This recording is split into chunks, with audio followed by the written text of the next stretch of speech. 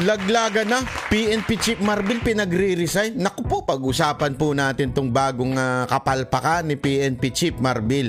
Ito nga ho, dahil ho sa nangyari dito sa may busway na kung saan nag-feeling VIP ho itong si PNP Chief Marbil di umano, allegedly. Pero mamaya makikita natin at mahuhuli natin kung sino ho ba talaga itong sinasabi nilang senior official ng PNP.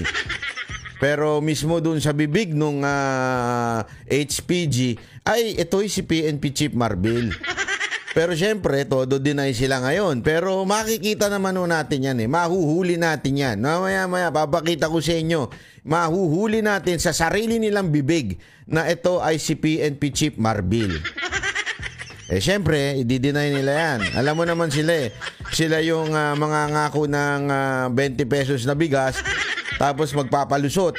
Sanay na ho tayo sa ganyang galawan ng administrasyon na ito yung nagpapalusot. Yung ang daming sasabihin, katulad nung sa suka, hindi daw pagmamaliit yun. Yun daw po ay may apprentice pa silang nalalaman. Di ba alam na ho natin na mga kababayan yung mga ganyang style. Style po niyan, para lang akong magpalusot.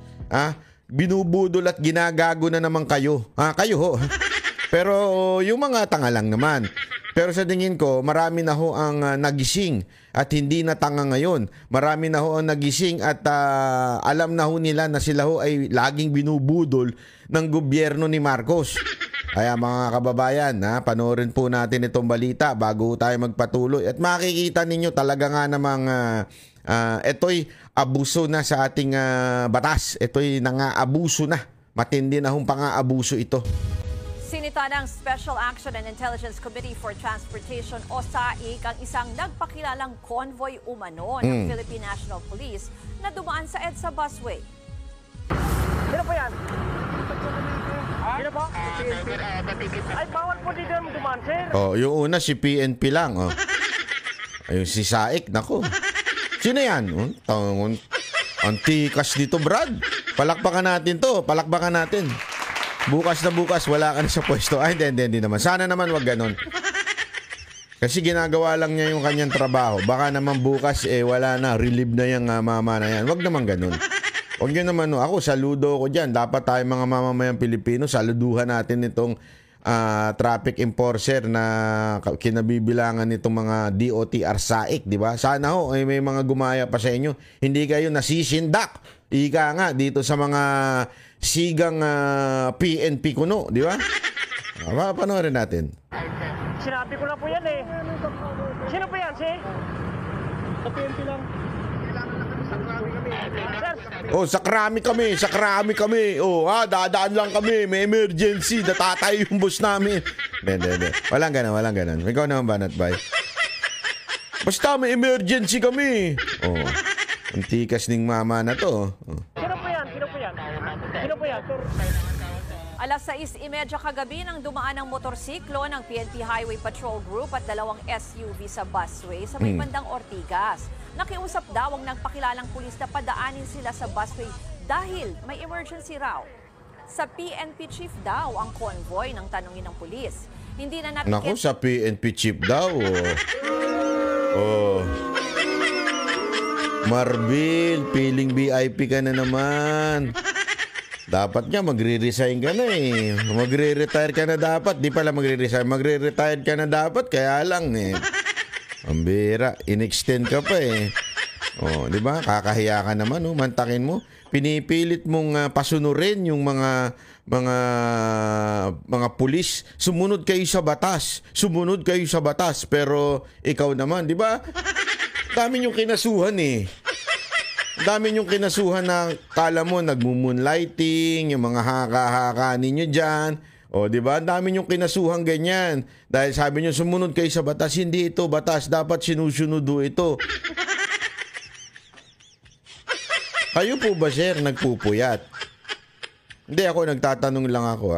Kayo po ba yung nagpupuyat? Hindi, inaalam ko lang kasi baka nagpupuyat si sir at talaga nga namang pag nagpupuyat, ano ba kailangan para magpuyat?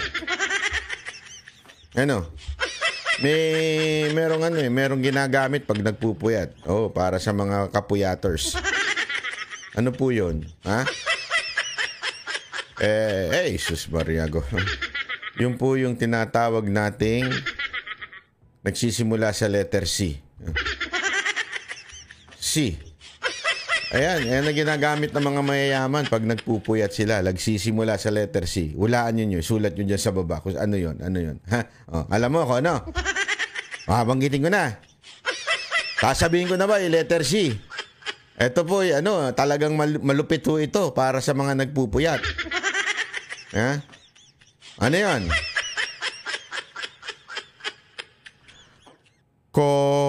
Nako, anong ko?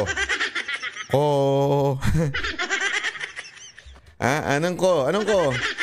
Coffee. Kayo naman. Ay, sus, Ginoo, gado. Gago! Ano na naman iniisip ninyong ko?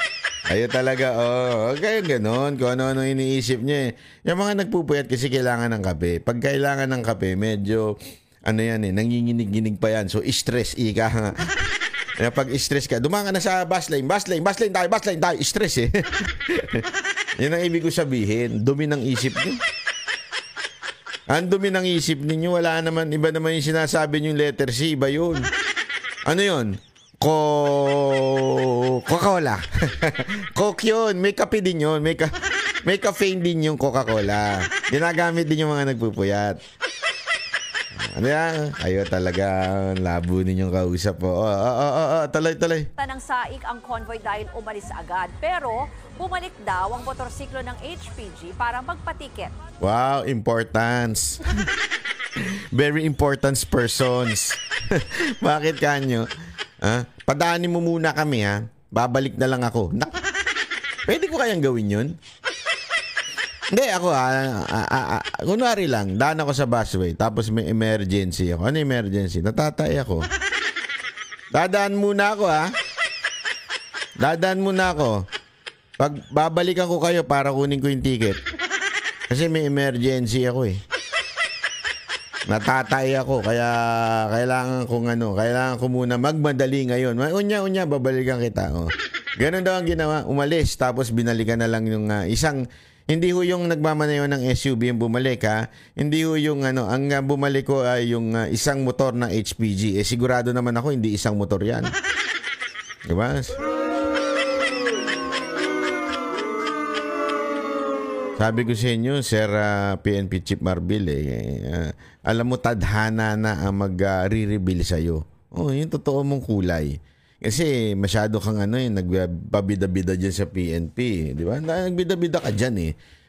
Tapos inusig mo pa yung maayos na tao. Katulad nung ginawa nyo, pinagbintangan nyo na kung ano-ano itong si Pastor Kibuloy. Di ba? Ano nangyari sa inyo ngayon? Di ba?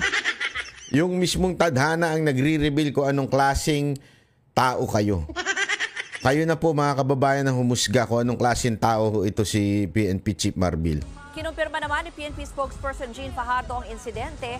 Giit ni Fajardo, hinahabol daw ng convoy ang isang importanteng closed-door meeting. Meron naman po dun sa guidelines kapag ang mga PNP officers po ay urgent at emergency in nature ay po pwede naman pong dumaan po. Pero hindi na po nakipagtalo po itong convoy at nakiusap na lamang po na hayaan po munang maihatid po yung ating officer po sa Camp Crame at bumalik po sila para kunin po yung ticket na. Mga kapatid, Grabe. Ayan no. So, ang inaano nila ngayon, senior officer. Sus, Ginoo, kaya hindi nyo pa masabi kung sino. Talagang senior officer. Palakpakan natin. Ang lulupit ng nyo. Ito. So, tingnan natin. Sino ba itong senior officer kuno nila? Alamin natin sa kanilang tagapagsalita. Ito na yung kanilang bagong tagapagsalita. At tingnan ninyo kung paano magpalusot to. Panoorin po natin kung paano magpalusot ang PNP ngayon. Ang hirap kasi magsinungaling. Sa totoo lang, mga kababayan, kahit anong galing mo pagdidepensa, pag ikaw nagsisinungaling, lalabas at lalabas ang katotohanan. Kaya delicate su talaga kayo. Mga kababayan, wag natin tong si spokesperson. Trabaho lang niyang magbigay ng kanyang mensahe nang nanggagaling sa taas. Walang iba kundi si PNP Chief Marbil. So, wag ho natin siyang anuhin kasi napag-utusan lang naman po siya eh. Ano naman naging dahilan ng mga pulis eh. Tumusunod lamang po kami sa utos. Yan ang sinabi sa amin, sunod lang kami. Ano mahirap sa atin mga kababayan eh, sunod-sunuran talang sa utos eh. Sumusunod lamang kami sa utos. Utos lang ito eh. Pasensya na po, pasensya na. Ang sinasabi po natin na ito po sila po ay yung mga senior officers ng PNP na nung panahon na yon ay kailangan ng presensya na makabalik dito sa National Headquarters dahil po sa operasyon na officially po i-declare po ni SILG. Yeah, malinaw. Linawin natin. Ano sinabi niya? First, hindi niya pinangalanan. Senior officer lang ang sinagot niya.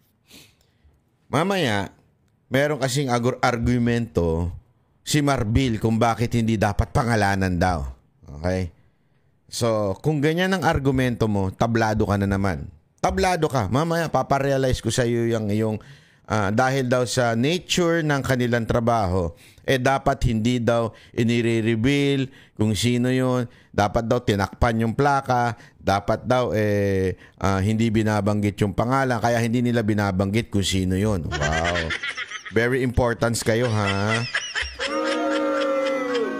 Pangalawa. Okay? Pangalawang sinasabi dito, dahil nga sa nature ng emergency, kailangan daw parang pagbigyan, okay? Sir, ito ba yung Ito ulit. Senior officers ng PNP na nung panahon na yon ay kailangan ng presensya na makabalik dito sa National Headquarters dahil po sa operasyon na officially po Pangalawa, ang sinabi niya dito po ni SILG. Ang magre-reveal daw ng operation na yon ay si SILG, which is si Remulla, di ba?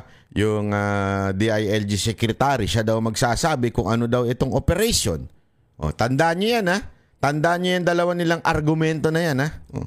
Sir, ito ba yung kaugnay ba ito sa inyo? Yan po yung inihiling ni GPNP na hayaan po na kung ano man klase pong nature ng operation na si SILG na po ang magde-declare ng kung ano man po yun. Kung ano daw po. Kasi ganito yan eh.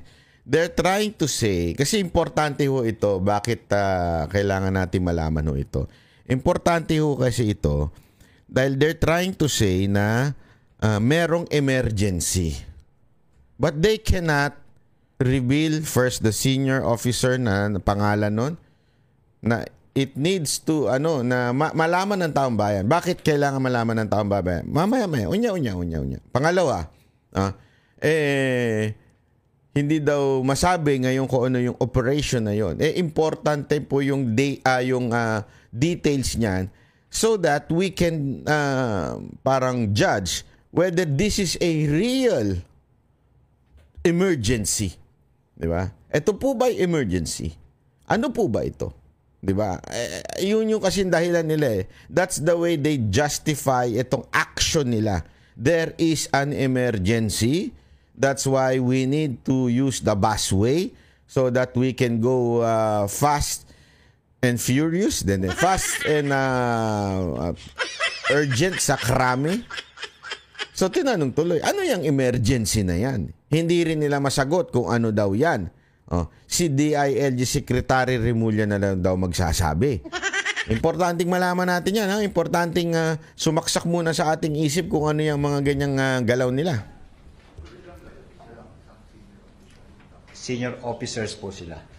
Ang sinasabi po natin dito, kung mapapansin ninyo, base doon sa kasunduan ng DOTR tsaka ng PNP. Biglang segue. Kasi dinidiin ng media. Sino ba talaga sila? Ba't di nyo mapangalanan? Senior officers sila. Para talagang hindi mapindaw ng isang taong kung sino man yung senior officer na yun. Tapos, ito pa sinabi. Ano sabi dito? Biglang sumegway. 'Di ba? Hindi, meron namang meron namang kasunduan na pwede in case of emergency. So diyan nila binabali ho yung katotohanan, 'di ba? Importante kasi maunawaan natin 'to. Kasi this is how they deal with the truth. Okay? And the lies na pinalalabas ng gobyerno na ito. Lagi nilang they would twist it. Halimbawa ito, sasabihin nila, sumilip sila. Tingnan nyo nga yung kasunduan. Oh, ito, emergency. Oh, emergency. Pwede na yan. Oh. Yeah? Oh. Pero tandaan ninyo, nangyayari yan, yung mga ambulansya. Sinisita, di ba? Bakit? Walang tao sa loob. Sinisilip yung tao sa loob. Tinitingnan talaga kung may emergency ba. Kasi maraming nababalitaan tayo na may mga ambulansya, ginagawang service ng mga munisipyo. Diyan na inis ang DOTR. Kaya, dino-double check nila. Talaga bang may emergency? That is important. Tama, mali.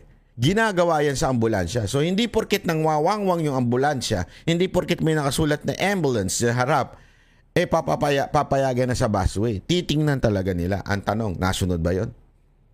Kung talagang may emergency, di sana man lang tiningnan yung loob, pinatingnan ng loob. Oh, meron talaga kaming hinahabol dito. Oh, meron kaming daladalang kriminal dito.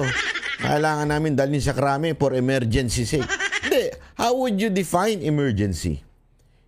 Kung kayo nakahanap ng way sa ambulansya, dapat hanap din kayo ng way sa pulis. Paano wala lang ng pulis na naka-uniforme, sabihin nila, emergency, meron kaming hinahabol sa karami. Emergency, pupunta kami. Putya, ang daming pulis na nakamotor eh. Di ba? Mas pwede sila mag-uniforme.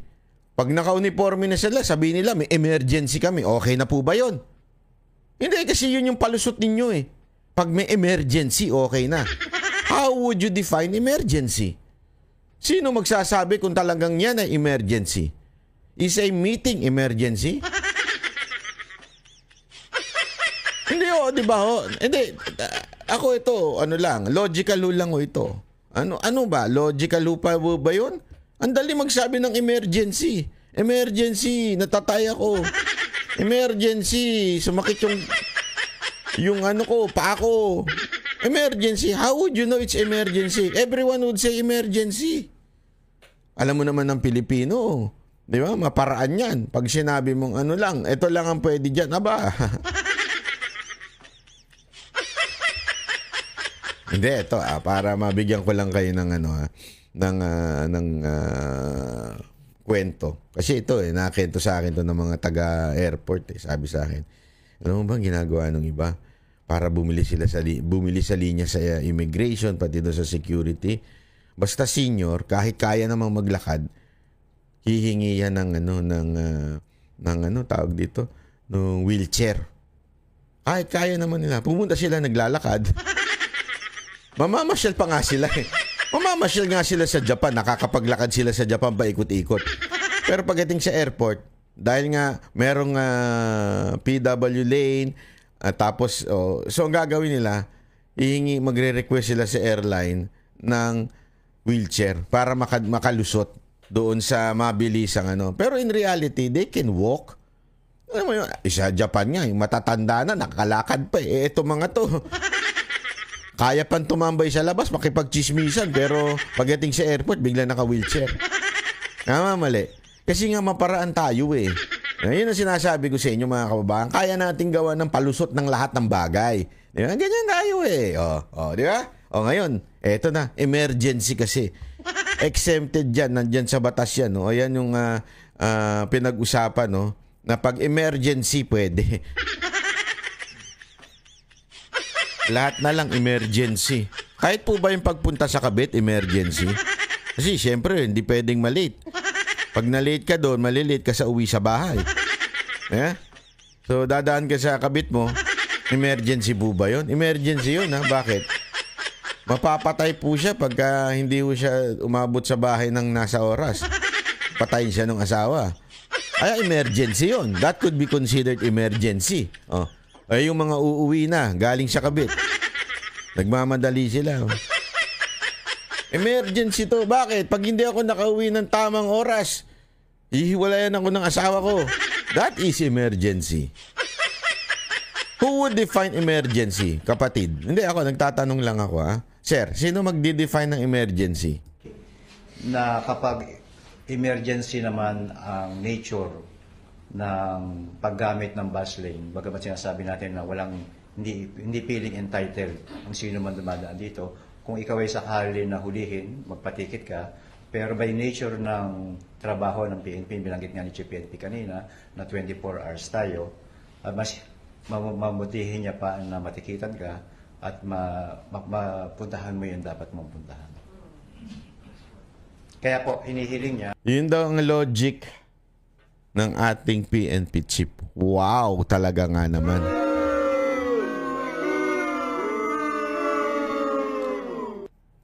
Nung una, ang logic niya, kaya yung iba gumagamit dahil daw sa trabaho at nagpupuyat. On record yun, ha? May video yun, ha? Yun yung unang logic niya sa mga gumagamit daw kasi nagpupuyat.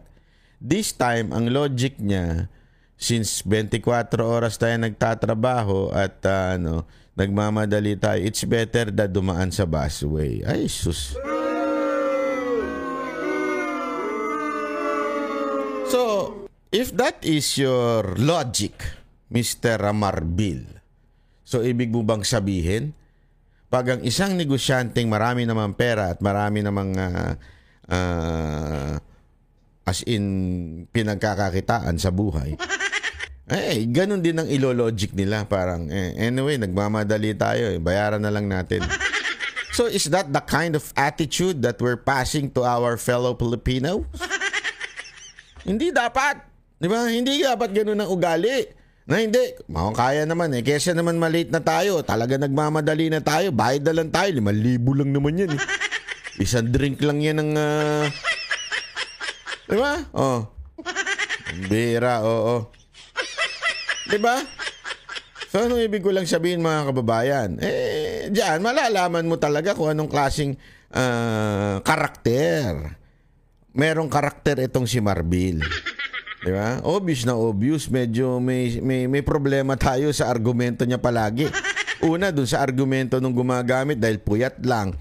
This time, sabi niya, hindi kasi nagtatrabaho tayo, mabilisan na, kaya okay nang dumaan dyan.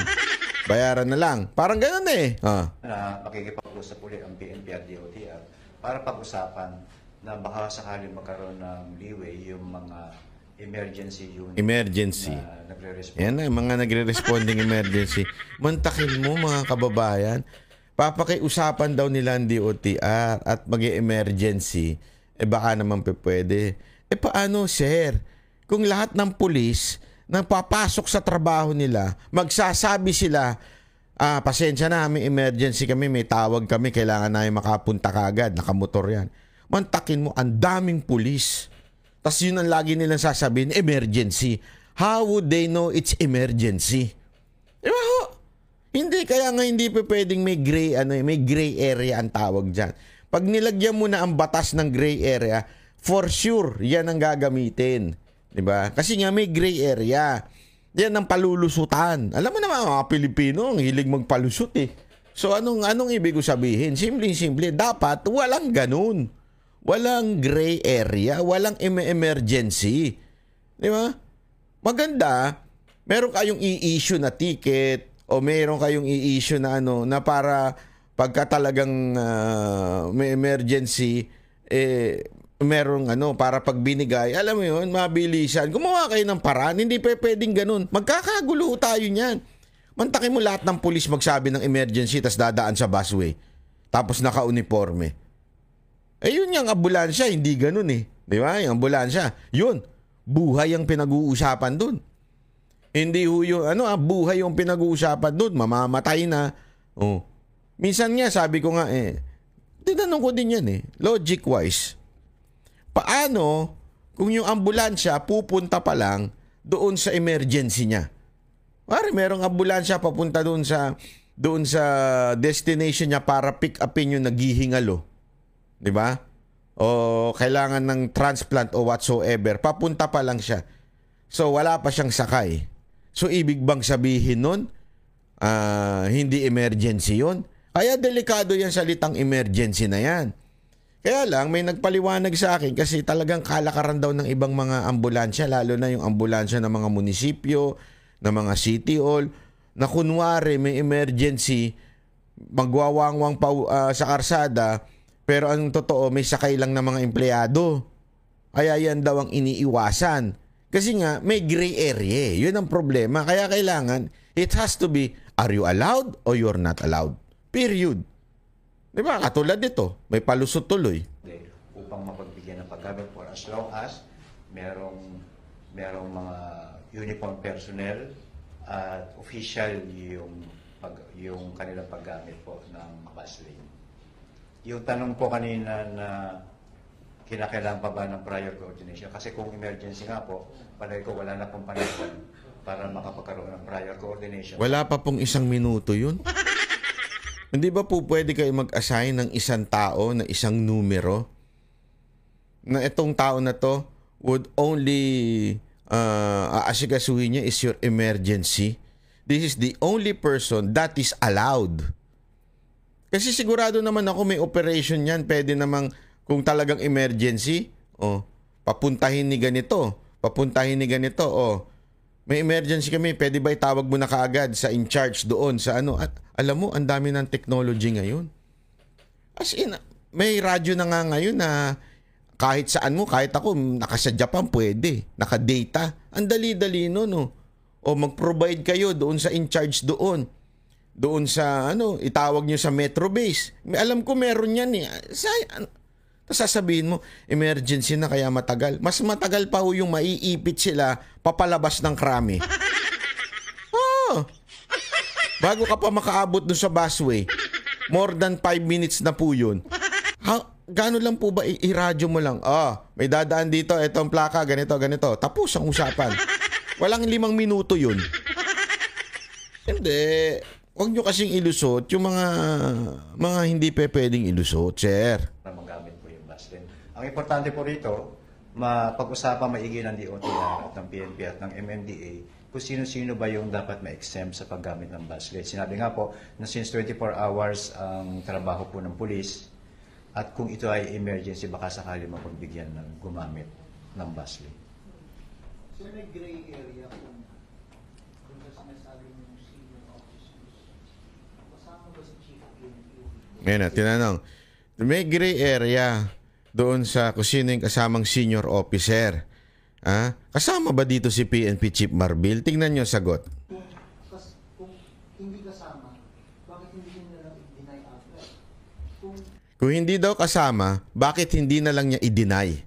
Ang galing mo, Brad. Panalo ka.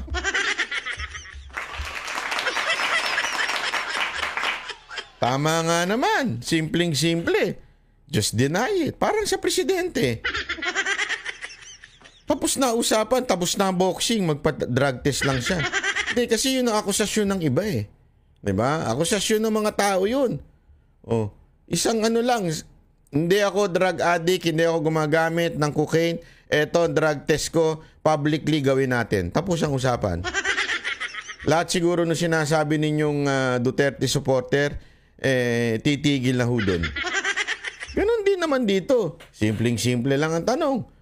Bakit di nyo i-deny na si PNP Chief Marbil? Walang nagdi-deny sa inyo eh.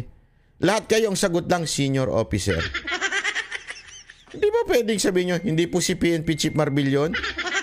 Hindi ba pwedeng ganon? Hindi po ba? Ay nako.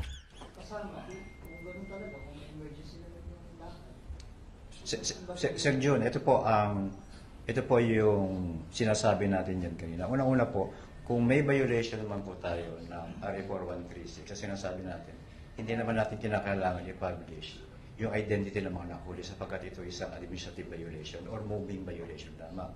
Yung normal procedure, kung ikaw ay mahuli, i-issuehan ka ng ticket, hindi mo kinakailangan pangalandakan sa mundo yung plate number, pangalan ng mga nahuli mo. Yun po yung nakikita natin ng violation po ng privacy ng mga taong hinuhuli. Yan din po ang tono ni Marbil. Yang sinasabi niyang hindi naman kailangan ng pangalanan, hindi na kailangan banggitin kung sino yun. Basta, yun na yun eh. Ano ka man, kung sino man yung binabanggit natin, issue ka ng ticket kung may violation ka, at hindi mo kinakailangang ipalabas sa TV yung identity o plaka po ng mga taong nahuli natin. Sapagkat ito isang moving violation lamang na pwede mong isyuhan lamang. Kaya naman pala, ganun lang ang treatment niya. This is just a moving violation lamang. Wala, maliit na violation lang yan. Bakit nyo pa kailangan makilala kung sino yun? Yan din po mamaya ang punto ni PNP Chief Marbil. Pero panoorin muna natin to. Ang ticket ng violations na po. Sir, what do you say naman dun sa paglabas ng video ko dun? Which is apparently may negative light yung dating sa video. Apo, wala naman kaming sinasabi na masama ang ginawa sa SAIC sapagkat ito ginagawa lamang ang trabaho nila. Kaya nga po sinasabi natin na kinakailangan na makapag-usap muli ang SAIC, ang PNP at ang MMDA para po hindi magkaroon ng discretion yung pong mga enforcers natin na SAIC kung sino ang uulihin o hindi. Sa ngayon po, sa kanila, lahat ng dadaan dyan, maliban doon sa mga identified na pwedeng gumamit ay hinuhuli nila. Dapat lang. Usapan kung sino-sino ba yung mga, kung sakali man na pwedeng gumamit ng bus lanes po. Maliban doon sa mga... Kasi alam mo, maganda siguro para tapos ang usapan, ilagay nyo na lang dyan, pati si PNP Chief Marbil, pwedeng dumaan. Tapos na usapan. Ayaw nyo pa diretsuin di ba? Ang dami nyo pa sinasabi. Pwede ba ilagay natin yung aside from the President, sino pa ba yung mga allowed? Yung Supreme Court Chief Justice, Speaker, Senate President. Kung allowed yung mga yan, pambihira, oo. Payagan na rin. PNP Chief Marbil, allowed. Dumaan sa busway. Tapos ang usapan. Para wala nang Dapat halimbawa yung mga fire truck, yung mga LTFRB authorized na mga bus lanes, emergency responses, etc. Yung po ang pag-uusapan. Sir, dahil sabi niyo, may violation ng privacy paglabas ng mga plate numbers. May plano bang magkaso? Sa ngayon po, walang plano ang PNP na magsampa ng kaso po doon sa. Pero yan po yung hihilingin ng PNP sa SAIC po na pag-usapan kung ano yung magiging proseso ng mga panghuhuli po.